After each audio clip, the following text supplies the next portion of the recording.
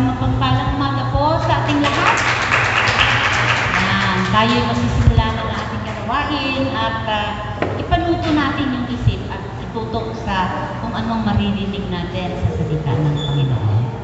Tayo po'y magbabasa mula sa Aklat ng Mga Gawa, chapter 20, verses 19 hanggang 24. At itong sinasabi, buong pagpapakumbaba akong naglingkod sa Panginoon at lumuluhang nagtiis ng maraming pagsubok dahil sa mga pagtatangka ng mga Hudyo. Hindi ako nangiming magsabi sa inyo ng anumang ikabubuti ninyo sa aking pagtuturo at pangangaral sa inyo, maging sa hayagan at sa bahay-bahay. Ipinangaral ko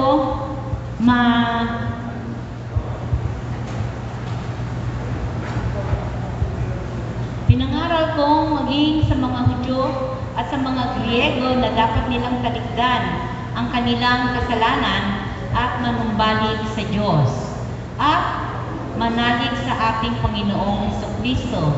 Ngayon, sa utos ng Espiritu, ako'y pupunta sa Jerusalem at hindi ko alam kung ano ang mangyayari sa akin doon.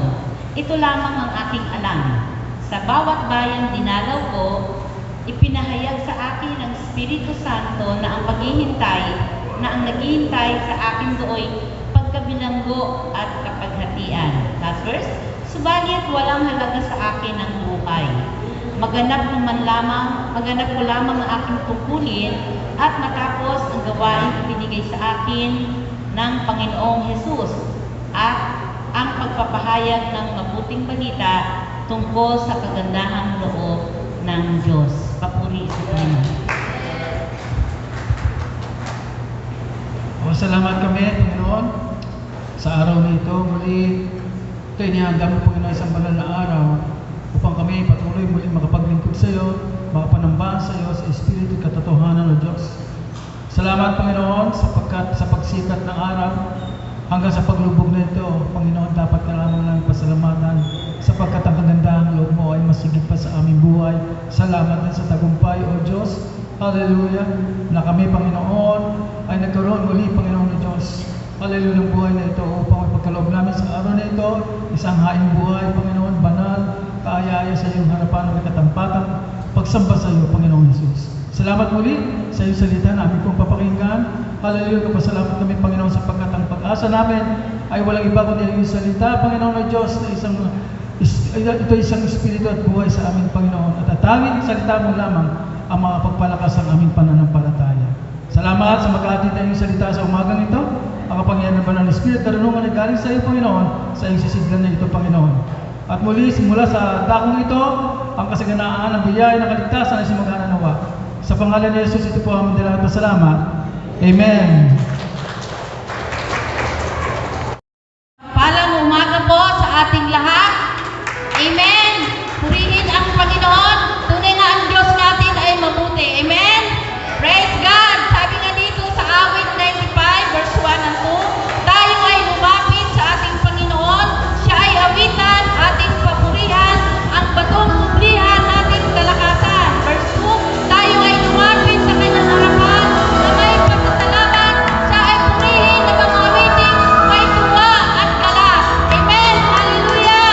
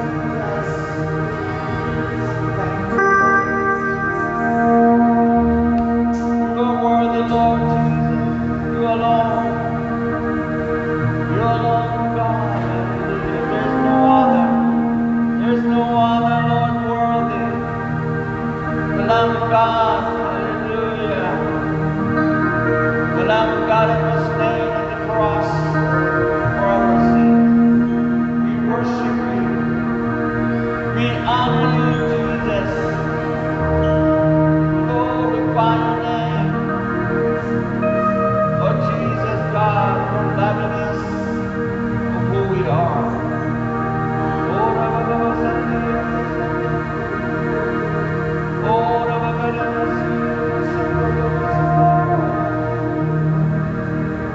you are worthy, Lamb of God, that takes away the sins of the world. You alone, Jesus. We rejoice, Lord God, hallelujah, in your presence. In your presence there is fullness of joy, O Lord God, that nothing, Lord God, can take, that not, Lord God, can be compared. In your presence, Lord God, there is fullness of joy. In your presence, Lord God, there is freedom. In your presence, Lord God, there is bounty. In your presence, Lord God, there is joy. Oh, worthy. We worship you, Father. Oh, we worship you, Lord God, today. This is the day that you have made for us, Lord, to rejoice and be glad. You are awesome, God.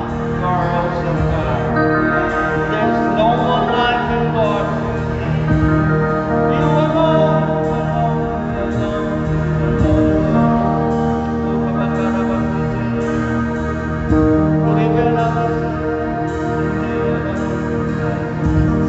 hallelujah. We bless your name, Lord God, today.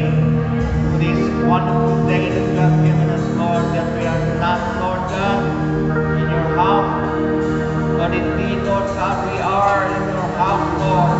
As you said, the two or three gather in your name, you are in their midst, Lord. That's why this morning we are assured, Lord, that you are here to bless your church, to bless your people, Lord God, redeemed by the blood of the Lamb. Hallelujah! Lord, we have all the reason to rejoice, God. We have all the reason to be glad, Lord. Thank you, Jesus. Thank you, Lord Jesus, for your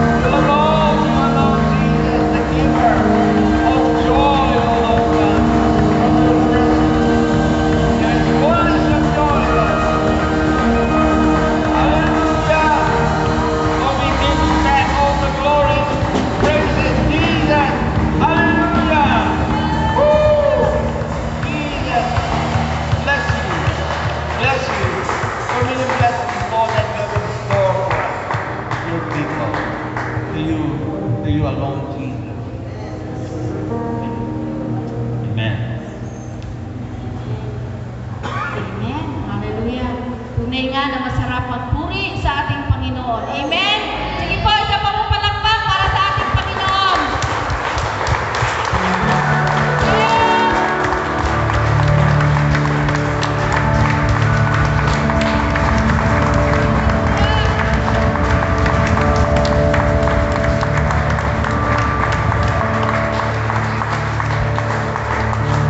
Amen. Sige po, batiin po natin ang bawat isa with the love of the Lord.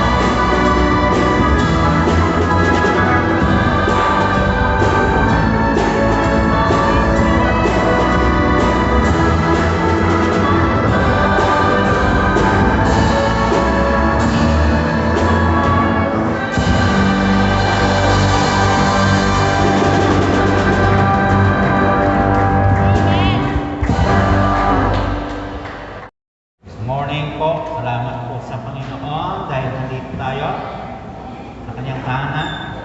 And we are always safe in the presence of the Lord. Amen. At tunay po na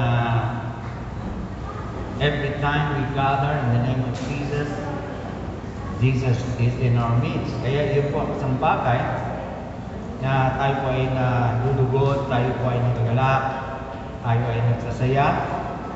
It's not just because of one another, but because Jesus is in our midst. Amen. And we'll be reading again Book of Acts, okay, 20. Tayo po ay tumayo muli at basahin natin ito. Acts 20. Verses 19 to 24. Serving the Lord with all humility, with many tears and trials which happened to me, with the plotting of the Jews, how I kept back nothing that was helpful, but proclaimed it to you and taught you publicly and from house to house, testifying to Jesus and also to preach repentance toward God and faith toward our Lord Jesus Christ.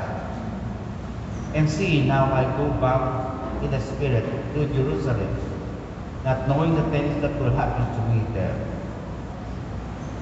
except that the Holy Spirit testifies in every city, saying that chains and tribulations await me. 24, last one.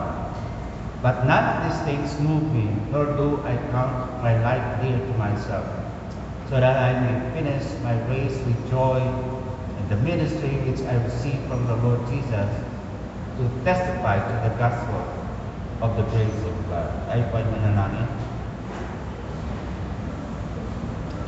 Lord God, we thank you for giving us this another day to worship you with spirit and truth, to bless your name. And I pray, God, that you will continue to minister to us through your word, because your word, O Lord God, is powerful, that could change even our lives, even our motives, even our heart, Lord.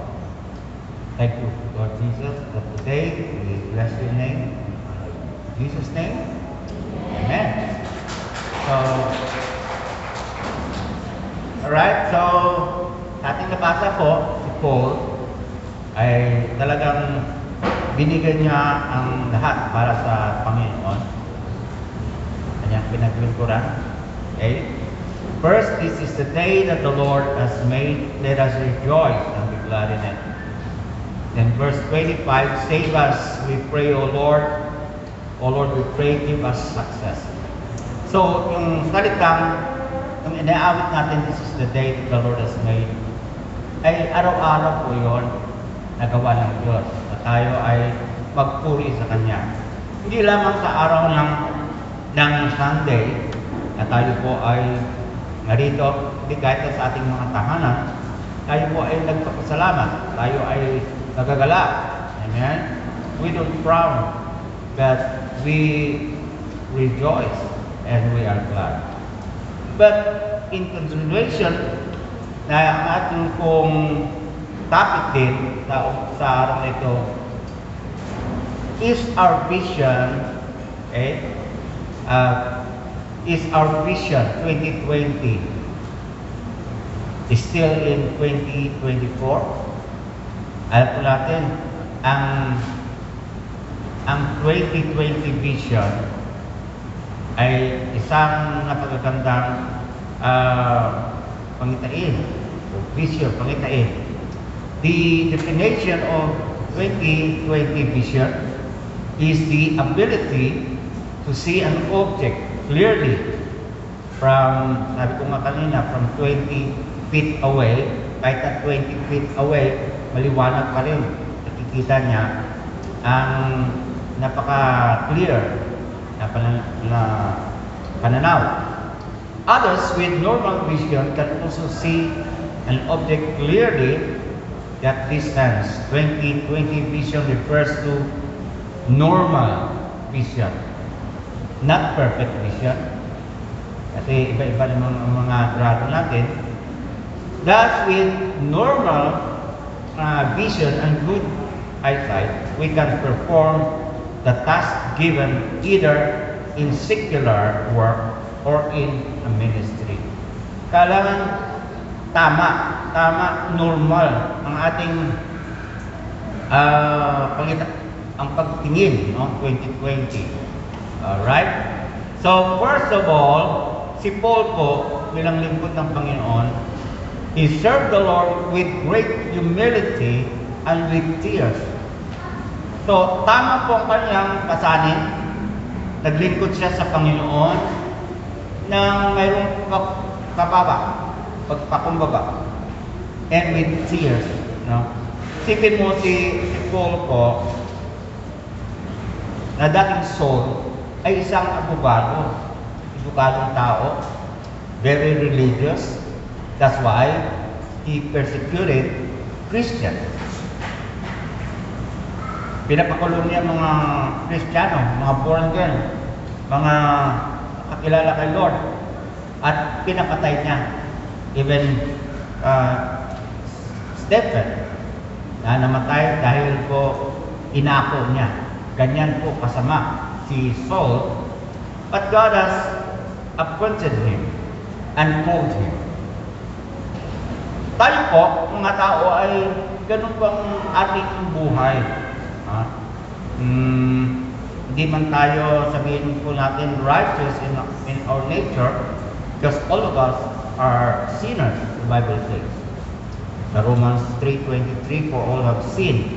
So, walang taong talagang holy or righteous.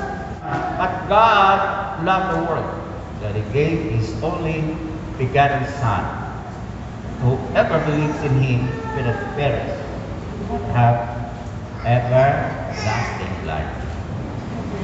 Ganyan po, ang mahal ng Diyos ang makasalanan. So, Paul served the Lord with great humility and with tears. Bakit kaya? Kasi napatunayan niya ang putihan ng Diyos sa kanyang buhay. Okay? Acts 20:19, I serve the Lord with great humility. Sige, sulat ko na lang ito.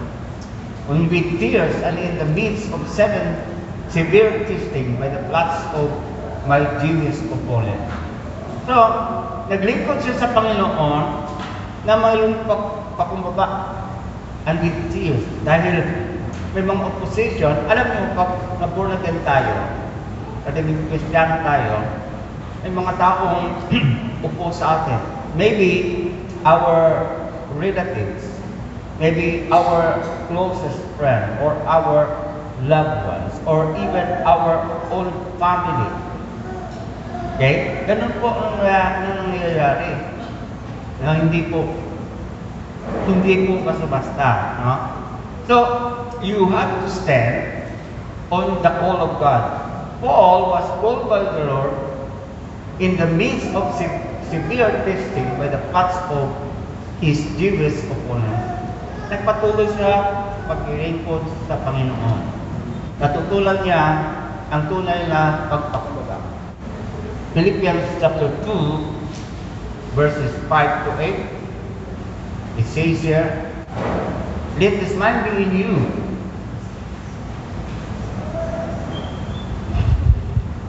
which was in Christ Jesus, who being in the form of God, did not consider it robbery to be equal with God, but made himself of no reputation, taking the form of a bondservant and coming in the likeness of man, and being found in appearance as a man, he humbled himself and became obedient to the point of death, even the death of the cross.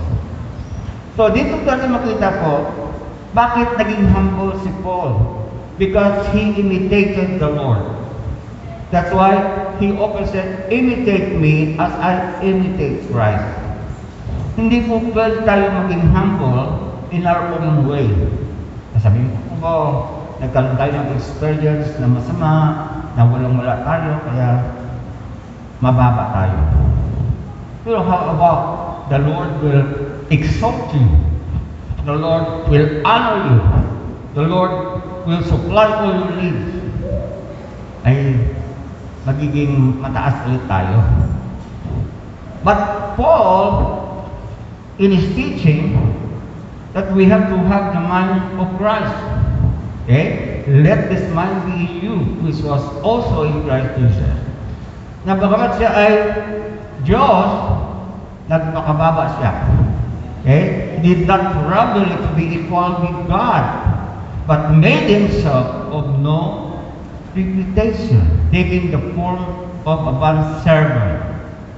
That's why, and coming in the likeness of man. So dito makikita natin mga kapatid, na ang Panginoon po, Diyos talaga. Yeah? He came down and coming in the likeness of man and being found in appearance as a man, He humbled Himself. That's why believers, Christians, supposedly are humble people. Amen? Ano man ang abutin mo sa buhay nito, ano man ang maging, ano ka, in the future, you might be a millionaire. You might be a rich people. You might have many things, unpossessed things, but you still remain humble. Amen? Why? Because we imitated, we followed the Lord humble. Okay? He became obedient to the point of death, even the death of the cross. Wow. That's amazing. That's why when we remember the death of the Lord on the cross of Calvary, we can be humble. Every time we have our communion, we remember the Lord's death on the cross. For you, for us all. Amen? And verse 20.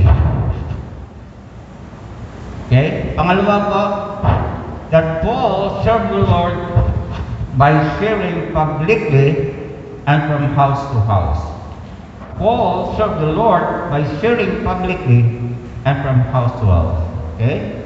Makikita yung paglilingkod ni Paul.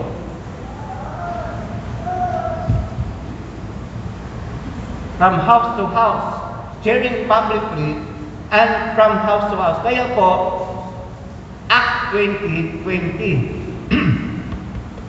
2020. Bakit po? Kasi ang vision ay, ang tamang vision, normal na vision po ay 2020.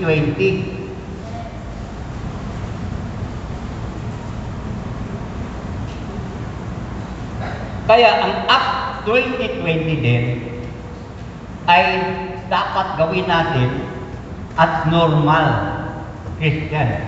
Amen? Anong pinapakita po dito? Anong pinapakita po dito sa 2020? You know that I have not hesitated to preach anything that would be helpful, okay? Na magiging makatulong sa mga tao. But he said, but have taught you publicly. Si Paul ay nagturo tungkol sa Panginoon publicly. Kaya nito, public, okay? Pupunta tayo sa church, amen? Kailangan ba ang pupunta sa church? Yes, publicly. And from house to house. Hindi lang limited sa church, kundi sa mga bahay ay tinuturo ang salita ng Panginoon. Parang isang ibon. Ang ibon po ay may dalawang pakpak. Kung isang pakpak lang, hindi po lilipat ng maayos. Kailangan dalawa.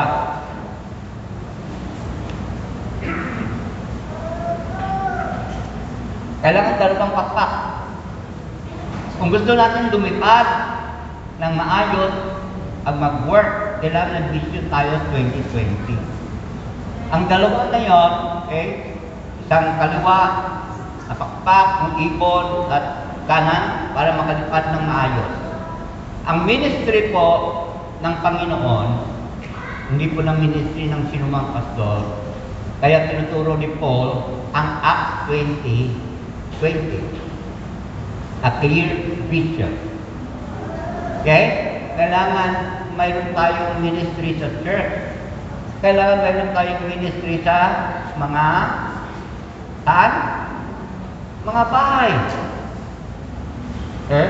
Para ang ministry, ang gawain ng Panginoon, ang salita ng Panginoon ay lalong mabilis. Wow! Ganun pala ginagawa nila. Yes! Kaya nga sa early church, thousands are coming because they have this ministry. At tinuturo ni Pablo, mga kapatid, na kailangan publicly and from house to house. Amen. Ang tanong, sino gusto magkaroon ng gawain sa bahay? Amen ba? Kasi ang salita ni Lord, dinadala sa bahay niyo. Ang mga kapitbahay niyo, mga dapat niyo, mga kapatid, ay makarinig ng salita ng Panginoon. Wow, mga kaibigan mo, makarinig. Kasi hindi naman agad yung pupunta sa church. That's what I share to our leaders. Tingnan niyo, invite kayo ng invite punta sa church. Hindi agad yung pupunta sa church. Pero kung sa bahay ninyo, kaibigan niyo sila, no? Madali lang pag-imbita. Kaya lalo pa kung mayroon. Siyempre, sharing of the word, lahat ng fellowship, mayroon din, ano? So, tinuturo ko ito, Acts 20:20. Paul served the Lord by sharing publicly and from house to house. Tandaan po natin, mga kapatid, kasi may gagawin po tayo bilang mga Kristiyano upang lalong nakabuo ang gawain ng Panginoon. And verse 22, and now fulfilled by the Spirit, I'm going to Jerusalem and knowing what will happen to me there. I only know that in every city, the Holy Spirit warns me that prison and hardship are facing me. So si Paul po, hindi lang naglilingkod sa Panginoon for convenience. There was a great plot against Paul in Acts 23, verses 11 to 23. Hindi po basta-basta, mga kapatid, yung persecution kay Paul. Gaya sa ating panahon, wala eh. Walang persecution ng mga Kristiyano. Konting man lang, sinabi, ba't nga naglulingkod ka doon? Pag tinatawanan ka na, hindi ka na pupunta sa church.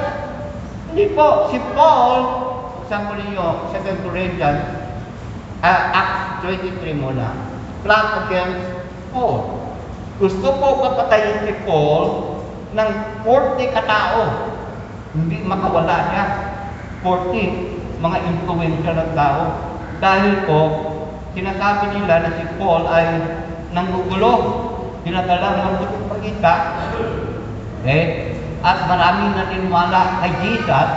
Kaya sabi nila, patayin natin ito para mawala. Pangalawa, sabi niya, nagtuturo na may ibang king. Si Jesus kasi ang tinuturo na king. Ay mayroong King Caesar, Augustus Caesar. Parang bawal, di ba? So, kung ano nila po, ay patayin. So, sa Acts 23, not against Paul, but you know, God spared Paul. May isang pamangkin siya, narinig niya ang usapan ng mga tao nito na pinabukas, hindi sila kakain, hindi sila iinom, hanggang hindi nila mapatay si Paul. Matindi yun.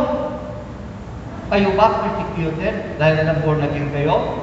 Sabihan kayo ng mga, minsan magulang nyo, bakit ano ba yung puntahan mo? Dito na lang tayo sa atin. Yung dating panampalataya natin. Mga pinsan mo, mga tiya mo. Naranasan ba nyo yun? Wala. Minsan, di ba? Grabe mga kapatid. Ang paglilingkod sa Panginoon. Nung ako ay nang-born again, sabi ng mga tiya ko, may influensya sila. Bakit ako? Ang tagal. Dito na lang tayo. Mga pinsan ko, dito na lang tayo. Sabi ko, no, I know the Word of God. Nandito lang talaga. Maraming mga religion ang pwedeng mag-influensya sa inyo. Pero pag totoo ang panampalataya mo sa Panginoon, mananatili kang nakatayo, mananatili kang matatag dahil alam mo si Jesus. Hallelujah. Yes! May pamangkin siya. Hindi nila na. Mayroon pamangkin si Paul, anak ng kanyang kapatid. Narinig niya yun. Ang tanong ng mga tao nito. Kinausap, pumunta ang bata, sumakbo kay Paul. At sinabi niya ang plot.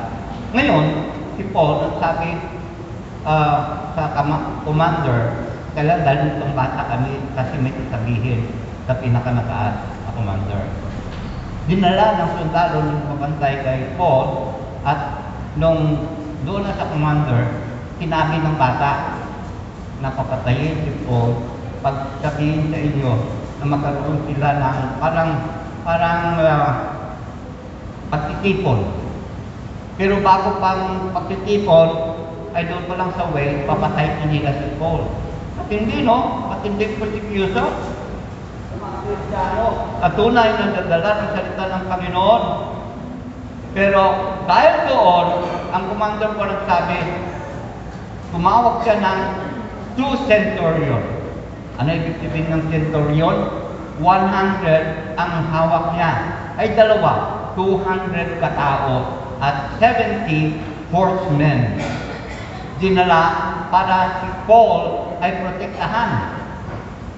So, it means God uses people, God uses means to protect us. Amen? God will spare your life. Kahit kung saan ka, sa opisina, sa school, sa iyong tahanan, the Lord will spare you. The Lord will send people as well to protect you. Ay sino, ano ang compare doon sa 40? 200 na yun, dahil 70 horsemen pa, nag-back kay Paul. Dumaan man siya, walang sinumang makalapit sa kanya. Dahil iniingatan siya ng Panginoon sa pamagitan ng mga sundalo na ito. Lalo na mga born again, mga Christian na nagsisimba sa Panginoon, naglilingkod sa Panginoon, you have the ministering spirit sent by Jesus Christ. Amen? That's why we are glad, we are saved. Hallelujah! We are being kept by the Lord through angels.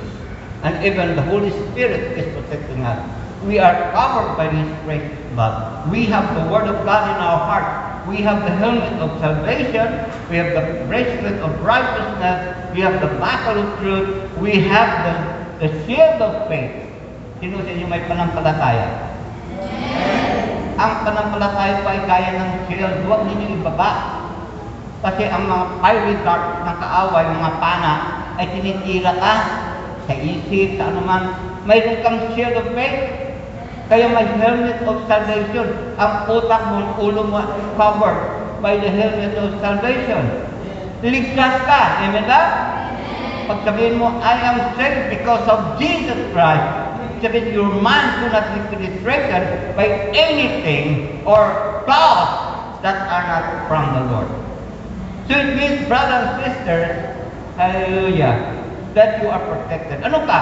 May shoes of preparation to bring the gospel. May mga sandals, may mga sapatos. Para sa ano? Parang pang-school lang? Parang pa-opisina lang? Ginagamit nyo? Kaya nga sa church, nag-aayos tayo ng maayos. Amen? Hindi yung parang pupunta tayo sa party. Mabuti ba nga sa party? Nagsusuot ng maayos di ba? Hello? Pero minsan mga suot na talagang ang gaganda kasi may party. Pero pagpunta sa church, buhay-buhay lang. T-shirt lang. Okay naman. Wala naman si Lord naman. Walang tinitingnan. Kaso lang, gayahin natin ang pagsamba sa Panginoon with all our preparation. May paganda yun Amen ba? Kaya maayos lang. Hindi naman po bunggang-bungga. So, dito po, si Paul was being loved by people, but God spared him. All dangers in the world, brothers and sisters, if you are in the Lord, nothing and no one could touch you. Because you are more than conquerors in Christ. Amen. Walang makatalo sa iyo. Basta sa Panginoon ka, walang makatalo sa iyo. Sino sa inyo makakita ng ilaw? Ilaw. Light. Pag walang ilaw dito, paggabi, madilim po dito. Kahit na alam mo, pulpit, pagpapakapaka, kasi madilim. Tama niya? Sa bahay niyo, madilim, walang ilaw. Kahit na alam mo ang suka, pinakapako, kasi hindi ka makakita. The moment you own the light, ano po ang nangyayari? Maliwanag. Nanatili ba ang dilim? May pandaig ba ang dilim sa liwanag? Wala. Dahil ang liwanag ay ang Diyos.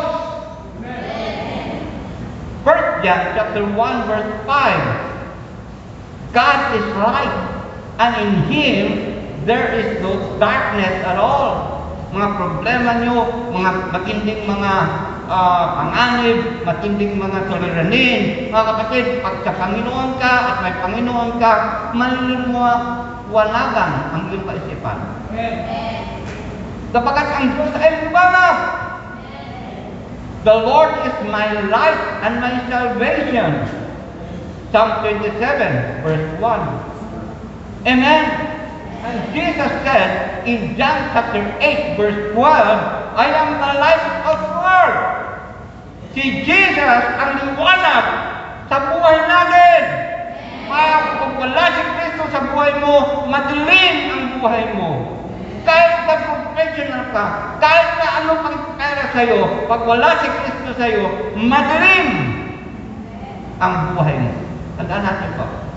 Because Jesus said, I am the light of the world. But now, we receive Jesus as the light in, sabi po, Matthew 5, verses 14 to 16, sinabi ni Lord, you are the light. You are the light of the world. Kaya, laging mayroong tugon, mayroong answer, kahit na anong problema mo sa buhay. Matindi na sa isip mong problema mo, pero pag sa Panginoon ka, mayroong tugon pa rin. Ganyan po Kung wala si Lord, walang kwenta na ang buhay, mga kapatid. Ano man maangkin mo sa mundo nito, walang kwenta yon. Mabubuhay ka lang ng 60, 80, 100 siguro. Magamit mo lahat ng kayamanan. Ano mang maangkin mo, sa'yo lahat yun. Pero yun lang ang buhay mo. But with Jesus Christ as the light, hallelujah, you will be enlightened wherever you are. That's why our prayer, brothers and sisters, that all of us will always be enlightened by the Word of God. Because the Word of God will enlighten each one of us. Anong difficulty sa buhay mo?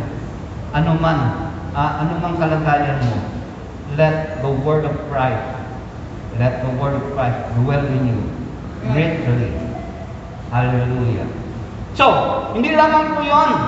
2 Corinthians 11, 23 to 28, Paul recounts his suffering in serving the Lord. Kasi sa ngayon, parang walang kahirap-hirap ang mga Christian. Na-enjoy na lang natin ang paglilingkod sa Panginoon sa church, when we sing, when we have plenty. Naranasan ba natin yung mayroong plenty? Mayroong kasaganaan ng buhay natin? Yung anything that you need, nandun yan. I will quite worry. Bakit pa maglilingkod ako sa Panginoon? Brothers and sisters, si Paul po ay nagsabi siya sa 2 Corinthians 11, verse 23, ako ay nilingkod ng Panginoon, sabi niya, kasi may mga tao na kukumplit sa Kanya. Yung kagapainggit siya, kasi naglilingkod naman sila sa Panginoon. But Paul say, are they ministers of Christ? I speak as a fool. Parang siraulo, no? Dahil lagi na sinasabi tungkol kay Lord. Ganyan dapat po tayo insist, I am more in labors more abundant. Sa gawain ng Panginoon, masagana. Ibig sabihin po, naglilingkod siya ng tapat, in stripes above measure. Sa mga katawan na natanggap niya, mga hirap, in prison, more frequently. Alam mo ba kung ilang best pinakulong si Paul dahil sa paglilingkod sa Panginoon? In that, open, tingnan po natin, 24, from the Jews, 5 times I received 40 stripes. 5 times. Hinampas niya ng 40 less 1. Alam mo ba si Jesus Christ ay nakatanggap ng 40? Pag 40 stripes ang ibigay sa tao, patay po yun. Okay? Kasi ang dulo ng kanyang ginagamit, umukap ng balas. Pag 40 stripes, sa time ng Roman Empire, patay ka pag 40. Kaya nga 39 lang si Paul. Pero 5 times naman. Si Jesus, 40. Kaya namatay si Lord Pero kaya pa rin ni Lord, di ba? Hindi agad siya namatay. Kaya, receive 40 stripes minus 1. May minus 1 pa, 39. Para mabuhay siya. Pero 5 times. Ano pa? 25. 3 times I was beaten with rods. Pinalo siya ng rod. Masakit yan. Balik-balik buto mo doon. Once I was stoned. Binato siya. Mga tao yung magpapato, hindi lang isa. Marami, tropa yan. Ikaw, ano nangangarap ka ng salita ng Panginoon? Kapatay ka namin, batuhin ka namin. Sinasabi mo na si Jesus ay hari. Si Jesus ay nagpapagaling. Si Jesus ay nagbibigay ng kayang banal na Espiritu. Patayin ka namin. 3 times I was shipwrecked. Nasa barko. Wala pa naman yung gano'n that time Sumasakay siya sa ship. Nagkaroon ng shipwreck. Ibig sabihin, sila talaga may time na lumalangoy na lang sila. 3 times, a night and a day I have been in the ship. Isang gabi, isang araw, nasa tubig. Makikita mo natin, hirap ng buhay na yan. Verse 23, 3 times I was, 26 na. 26. In journeys open, in perils of waters, in perils of robbers. Siyempre may mga robbers doon. Mga magnanakaw, gustong take over. Kunin mga dala mo. In perils of my own countrymen. Mga kapalin yung mga Hudyo. In perils of the Gentiles. Sa mga hindi nakakilala sa Diyos. Eh mga Hudyo nga nakakilala sa Diyos eh. Sila nagpapako kay Lord eh. Bakit? Hindi nila alam, liliuso sila. Eh, marunong sila sa sanuditan ito. Pero pinapatay nila, pamagitan ng Roman Empire, mga sundalo, mamatay si Lord. At ganun po, in perils of Gentiles, in perils in the city, in perils in the wilderness. Wow! In perils in the sea, in perils among false brethren. Sa mga hindi totoong Kristiyano, konting mali mo lang, titingnan ka nila, yung bang born again, yung mga Kristiyano, pero ang buhay nila, yun ang mayo, tumitingin lang kayo, kasi you are the light of the world. Konti lang mali mo, kita ko sa inyo, sa bond paper, puti, lagyan mo ng tuldok, ano nakikita ng tao? Yung malapad na puti? Hindi nila titingnan yung galing mo, ang lahat ng ginawa mo. Pag may nagawa ka, isa lang, isang tuldok lang, yun ang titingnan. Pero tayo, alam natin, nakakamali tayo. Amen? Hindi tayo nanatili doon. Tayo pinagpatawad ng Panginoon, tayo nililinis ng Panginoon. That's why, yung sinasabi ko na sanctified. Sanctified life. Ibig sabihin po, banal. Saint. Banal ka.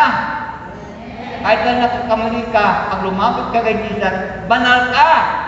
Kaya ang tawag sa Ephesians po ng mga Kristiyano, born again. Sino mga born again dito? Hindi si mataas sa kamay eh. Sino born again? Kayo po ay mga santo. Mga saint kayo. Kung tulad tinanggap niya si Jesus, saint ka. Huwag kang maghintay na after 500 years, pag sabi ang isang rule, isang religious leader, gawin natin itong santo, dahil mabait mga nito, sumunod ito, nabibigay ito, gawin natin santo. Kaya ang pagkasanto ay gawa ng Lord. Pag ikaw ay tumanggap kay Jesus, totoo, buong puso mo inilala si Jesus na maging saint. Ang tingin sa iyo ng Diyos ay banal. Dahil si Jesus ay sayo. Si Jesus ay banal. Kaya tayo lahat ng mga susunod kay Jesus ay banal. Amen! Alakasan ko natin si Jesus. Hindi po dahil hindi ka nakakamali. First of all, we are justified. And secondly, we are sanctified. Sanctified. Iniwalay ka. Hiniwalay ka sa gawain ng Panginoon. That's why I'm so happy to see people coming in serving the Lord. Amen? No matter how difficult their schedules, their time, their profession, they are still in the house of God. They desire to be in the house of God. Si Paul, mga kapatid, hindi po niya alintana ang lahat ng parents ngayon dahil nais na maglingkod kay Lord. Nais pa niya maglingkod kay Lord. Makaranas din kayo ng mga ganitong pagsubok, trials, maybe. Pero that's not the end of our service to the Lord. Amen? Dahil alam natin mahal na mahal tayo ng Lord, binigay niya ang buhay niya sa atin, mga kapatid. Amen? Ay bigay din natin ang buhay natin. Symbiosis yun eh. It should be reciprocated. Ikaw ba, mahal mo isang tao, tapos ikaw lang nagpamahal, yung minamahal mo, hindi ka naman mahal, unfair yun, di ba? Sinasabi natin, mahal natin si Lord. Unang-una po, mahal tayo ni Lord. Amen? That's why Jesus is only worthy of our love, of our service, no matter what, no matter how busy we are. Yes, because God, Jesus loves us. while we have to stand loving Him. Amen?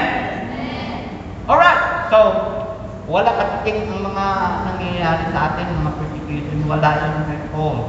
Walang katiting yun. Kaya, simple lang, in your business, lahat po ng yung difficulties sa buhay, still desire, Lord, I want to.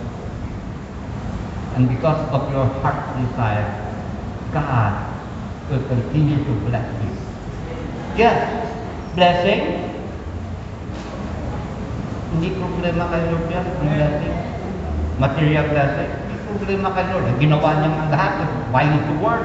He created all things. Kaya, unahin mo ang kalian ng Diyos at ang katuwiran ay lahat ng bagay ay pawang. Lahat daw ng bagay ay pawang. Matthew 6:33. Pawang para sa Lord. Amen? I want you, brothers and sisters, members of the church, that in serving God, you will be rewarded as well. God, we cannot outgive God. Hindi po natin madaliin ang Diyos sa pagbibigay. Nagbibigay ka ng time mo, pagbibigay ka ni Lord ng maraming time. Nagbibigay ka ng finances mo, okay? Bibigay ka ni Lord ng finances, higit sa iniisip mo. Nagbibigay ka ng ng effort mo, bibigay si Lord ng maraming kalakasan sa iyo. Amen? Kaya kita sa inyong mga mukha, mga mature, mga guwapo, mga manulusok, tuwang-tuwa ako. Ano malamba sa inyo? Wala. Natutuwa lang ako. Kasi, binibigay ni Lord yung mabuti para sa atin. Mabuti para sa iyo. Mabuti para sa iyo, ibibigay ni Lord. But you have to seek first the kingdom of God and His righteousness, and all these things. Purihin ang Panginoon. Hallelujah. So, ano pa? Conclusion. Okay? Sa 24, sinabi sa text, however, I consider my life worth nothing to me. Isipin mo, compare in serving the Lord, sinabi niya, walang kwentang buhay ko. Compare sa paglilingkod. My only aim, ang aim ni Paul, is to finish the race and complete the task the Lord Jesus has given me. Okay? The task of testifying to the good news of God's grace. Panalangin ni Paul that we'll be knowing Jesus Christ more and more. Because we cannot fully fathom what God is and who God is. Makunawaan mo ba si Lord? Ay, pag nanunawaan mo si Lord, ikaw ng Diyos. He is awesome. He is magnificent. Wow! Ang salitang magnificent. Majesty. Hallelujah!